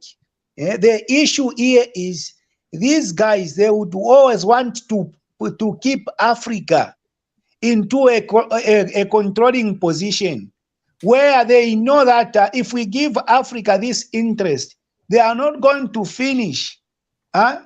And in the end, they know that they will be the ones who are going to have the biggest reserves of gold, the biggest reserve of cotton, the biggest reserve of cobalt and manganese.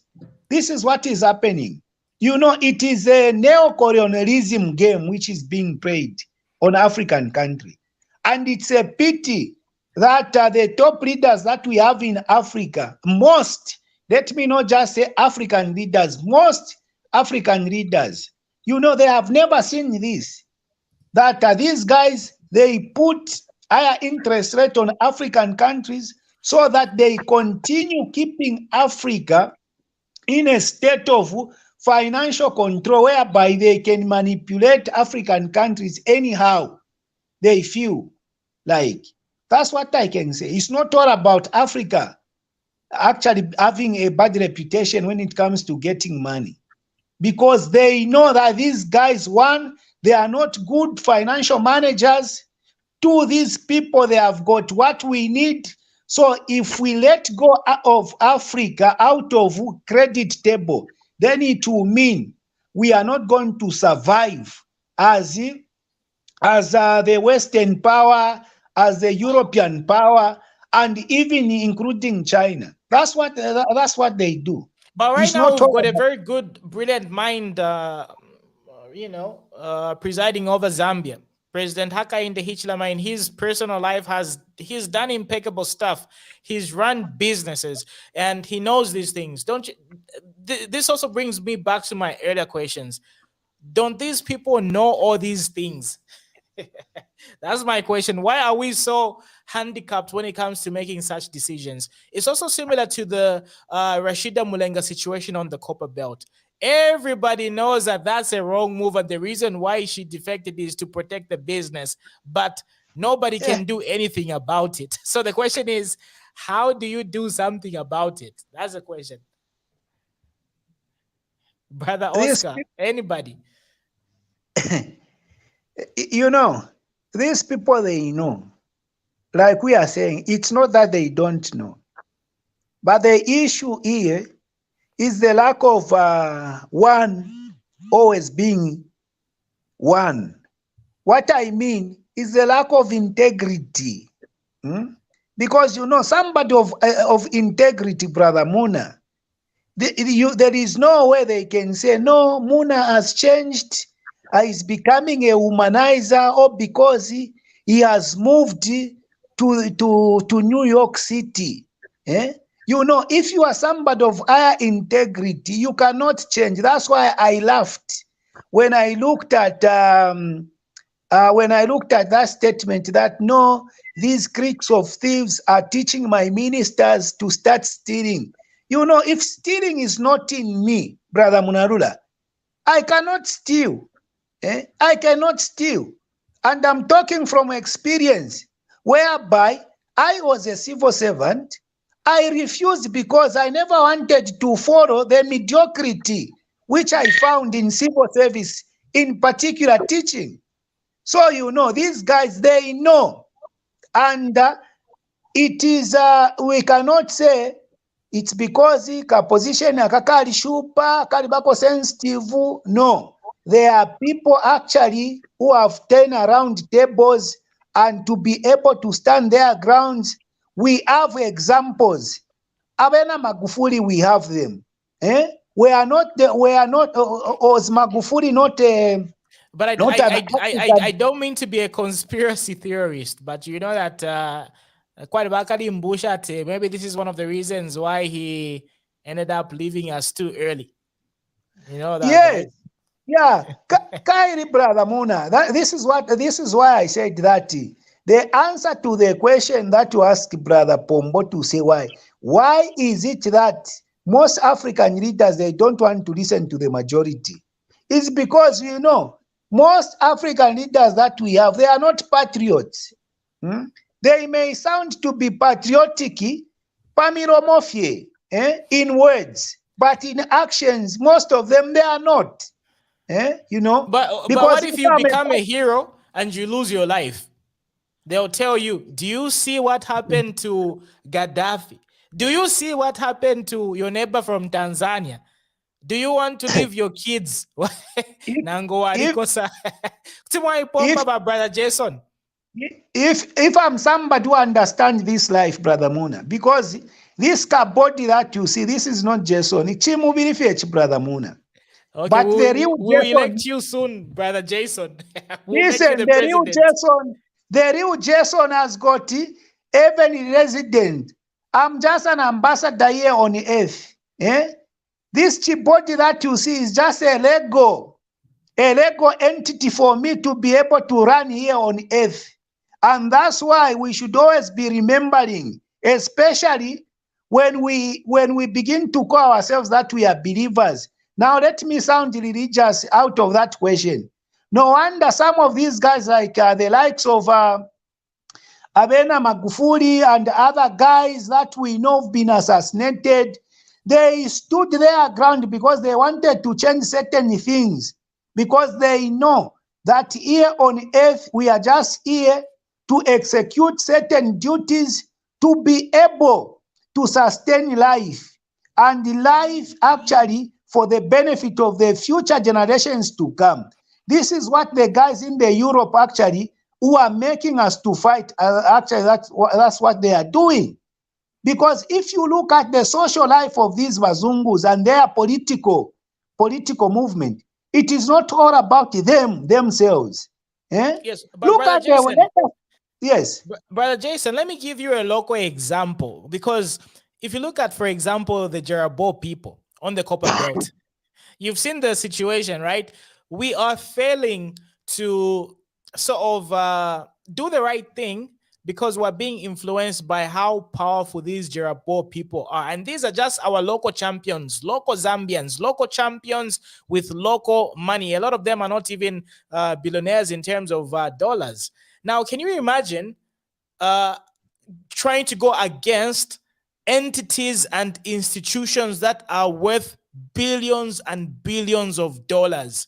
Because on the Copper Belt, we're failing to get rid of, or rather to tame the Jarabo because they've become too powerful. So playing the devil's advocate, maybe the reason why a lot of our leaders fail us is because we don't have any fighting capabilities. We don't really have a chance to go against them. We can't. We cannot do that, because if this is happening on a local level whereby somebody's husband is so influential. Brother Muna, do you think the government doesn't have that capability to get rid of that fracas of Jelabos on the Copper Belt? Oh, you mean on the copper belt? Yeah, they can, but the Jerabos are too influential. They But you know, bribe the reason people, is so simple. basically. The reason is so simple, Brother Muna. These guys, they become part of them. They become part of them. That's why it becomes very difficult. Brother Muna, if I come... But the question is, if why I do they come become to part you, of them? Why do they if I become part of them? happen to, if I happen to be your supervisor, Brother Muna, let me put it this way. If I happen to be your supervisor, then you become influential. Today, nuina pamo, utuma deals, today chitana, inendesumisha. Then do you think I'll just wake up and say, Brother Muna, you need to do this? So that means you also come with your own threats to say, oh, Bamdara from Lefok Stevi. So now, you know. So the thing is, if you want to get rid of certain things, actually, that happens. The best is you have to be a leader. You have to be a leader no matter what. You have to stand your ground. And like you put it, we are lucky that we have President Hakainde Hichilema in the office, who is a millionaire, who has already got money.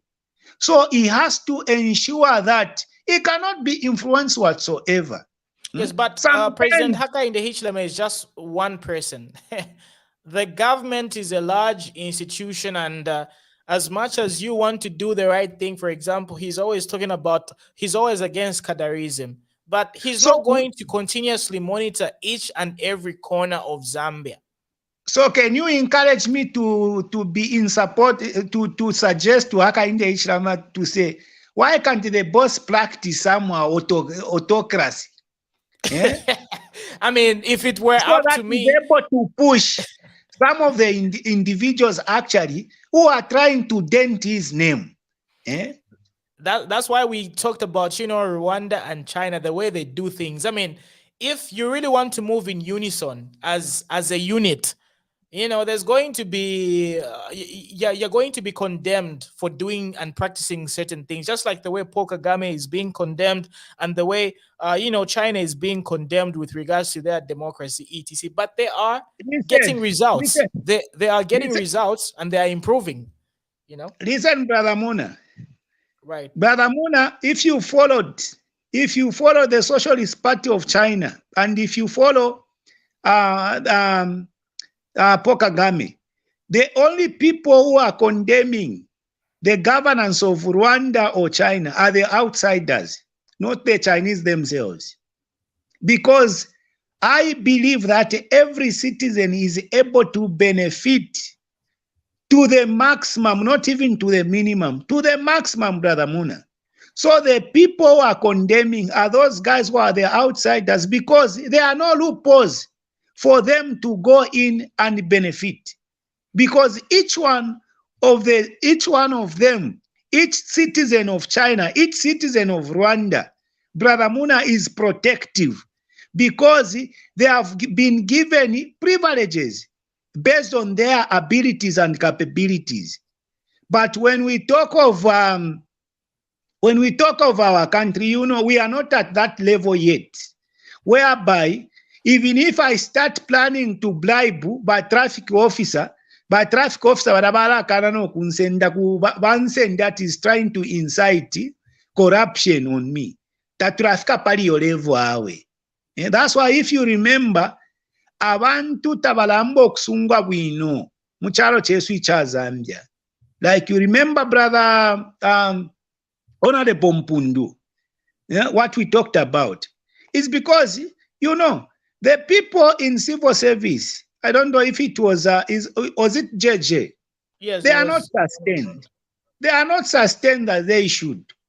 So it becomes very difficult to fight certain vices if the gaps between the haves and the not haves is too wide. It becomes difficult. So the best way, that's why we say that don't we have actually people, these parliamentarians, especially the young parliamentarian. I bet Honorable Mpundu is listening to this. Look at Zambia, Brother Muna. Away from mining, we have got a lot of land.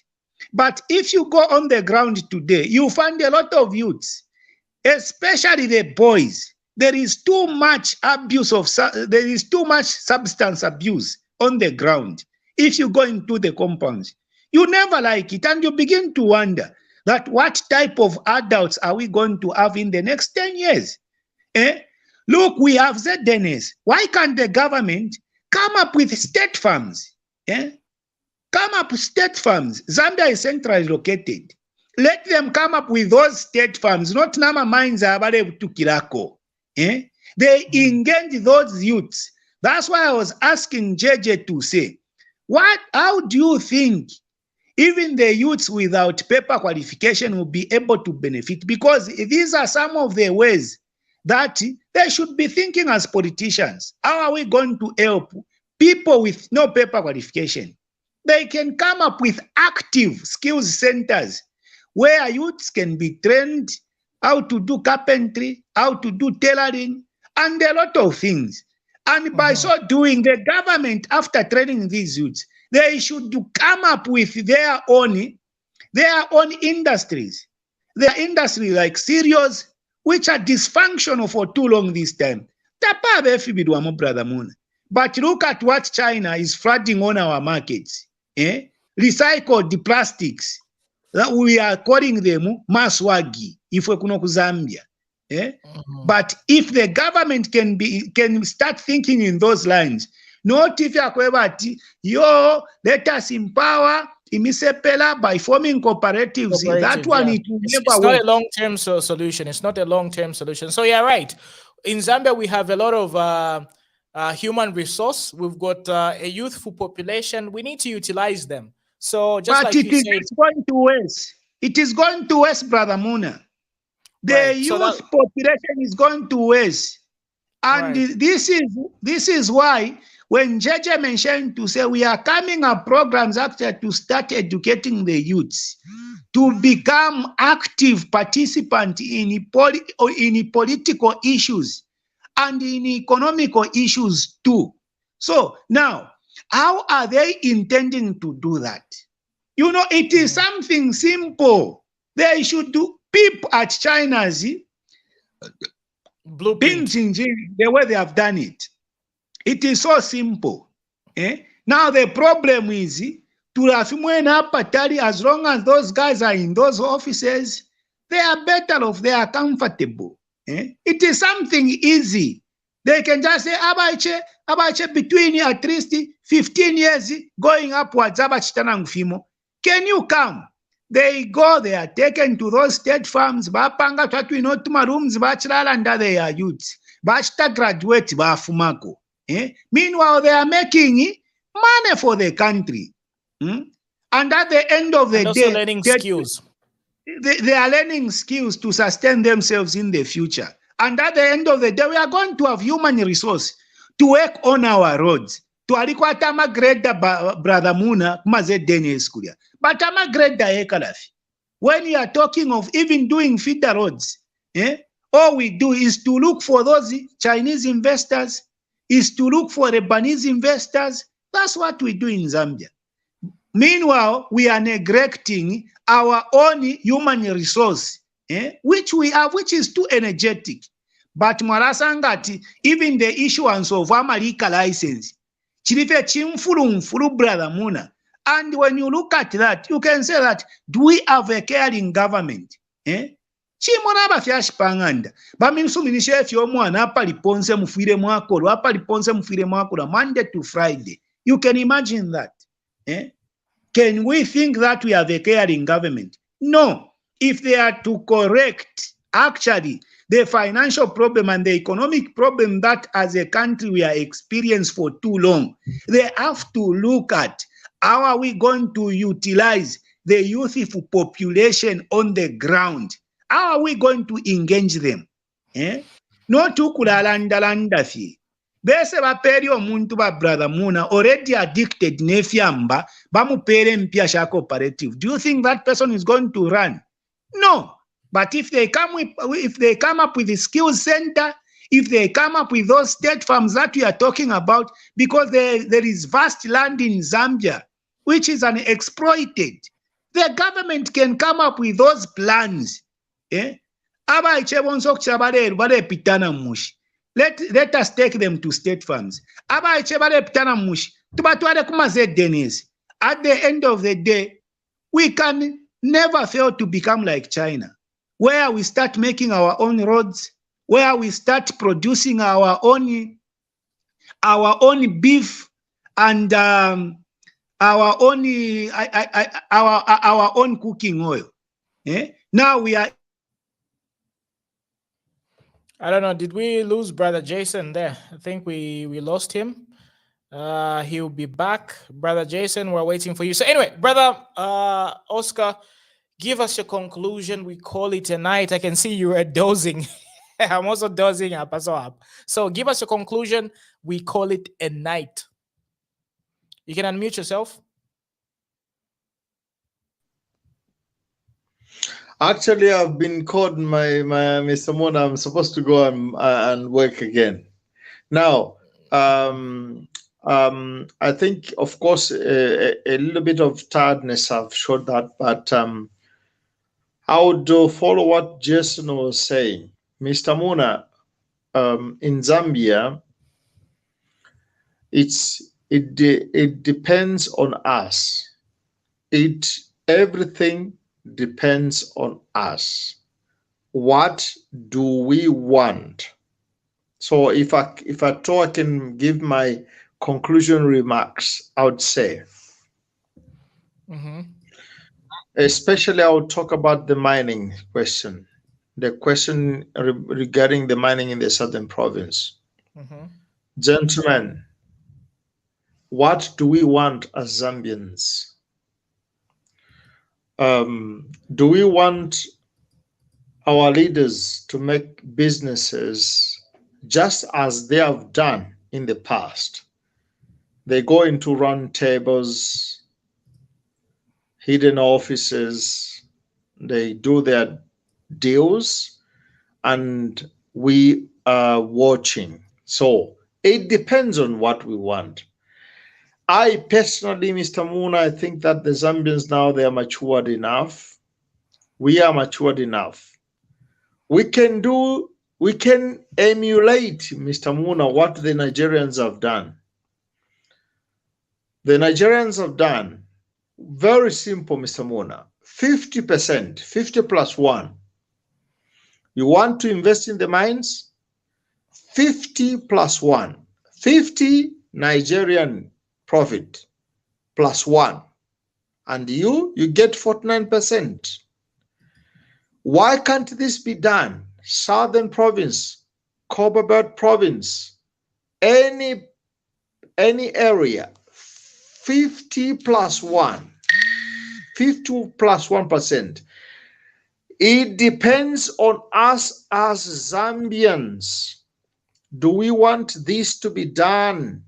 It depends on us. Does not depend on the investors who are coming from China, the investors who are coming from United Kingdom, the investors who are coming from the United States of America. It does not depend on them. It depends on us. I am in Europe. These things, what I'm saying is these are the things that I have been listening here. When the people, they laugh at me because I've come to work here and the Europeans are giving me a job, Mr. Muna. I've come to work here. The Europeans are giving me a job and they're saying, you talk about the resources that you have in Zambia. What do you do with the resources? And I feel so embarrassed to tell them that we have gold, emeralds, copper, cobalt, and zinc, and other minerals. It becomes so. It's what we want. What do we want as Zambians? Mr. Muna, this is what I'm going to leave with you. Me personally, what do I want? I want the Zambians to be proud. Even if we don't want to mine the resources, Southern Province, Copperbelt Province, I am proud that our resources remain in Zambia. I'm not going to give any credit, even if to our president, who I trust very much, Hakainde Hichilema. I am not going to give credit to our president, Hakainde Hichilema, to take our resources and give it to the foreigners. I personally, I am against Mr. Muna. Thank you very much. I thank you. And I thank all the listeners. All right. Okay. Have a great night, Brother Oscar. Enjoy your shift. What time are you getting off? Well, I was supposed to get off for 20 hours, Mr. Muna, but now I've just been called for an extraordinary time. So I'm going back. All right. What do you do? You're a surgeon, I don't know, a doctor? You perform surgery? Well, even in doctorate work, Mr. Muna. Okay. Okay. Enjoy your work. Be blessed. Thank you. May the good Lord bless the works of your hands. Take care. Thank you so much. Thank you so much, Mr. Muna. Thank you. Right, and we're just receiving this new development. It seems the Energy Regulation Board (ERB) has reduced the pump price of petroleum products by about 1 kwacha 32 ngwe for petrol and 1 kwacha 22 ngwe per liter for diesel, which will now be sold as low sulfur gas oil. So the price of kerosene remains unchanged. Petrol will now be sold at 19 kwacha 84 ngwe from the current 21 kwacha 16 ngwe.